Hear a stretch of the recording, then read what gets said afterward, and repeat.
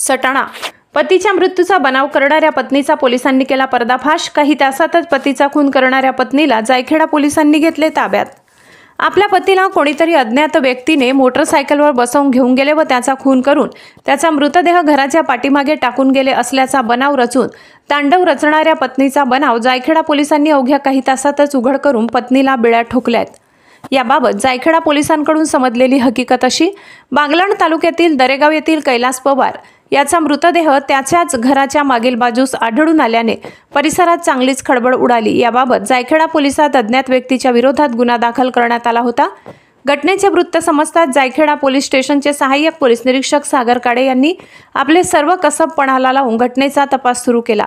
Police यंत्रणा तपास करीत असताना मयत कैलास पवार याची पत्नी मनीषा कैलास पवार हिच्या संशयास्पद हालचाली दिसत होत्या। ही बाब हेरून सहाय्यक पोलीस निरीक्षक सागर काळे यांनी अंत्यविधी झाल्यानंतर पत्नी मनीषा पवार हिला ताब्यात घेतले।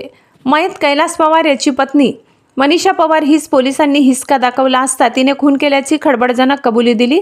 याबाबत तिने आपल्या जबाबात असे सांगितले की तिचा पती कधीही मद्यपान करीत नव्हता, पण काही दिवसापूर्वी त्याने यथेच्छ मद्यपान करून मनीषा पवार हिच्या चारित्र्यावर संशय घेऊन जबर मारहाण केली होती। त्या गोष्टीचा राग मनात धरून रात्रीच्या वेळी पती झोपी गेल्यानंतर तिने खाटच्या दोरखंडाने गळा आवळून त्याचा खून केला। त्याचा मृतदेह घरातच ठेवला। पती कुठेतरी गेला असल्याचा बनाव रचला। दुसऱ्या दिवशी रात्रीच्या वेळी त्याचा मृतदेह घराच्या पाठीमागे नेऊन पतीचा अज्ञात इसमांनी खून केला असल्याचा बनाव रचला खरा, पण पोलिसांचे सुतावरून स्वर्ग गाठत तिला अवघ्या काही तासातच बेड्या ठोकल्या। महाराष्ट्र क्रांती न्यूजसाठी वृत्त संकलन विभाग, सटाणा।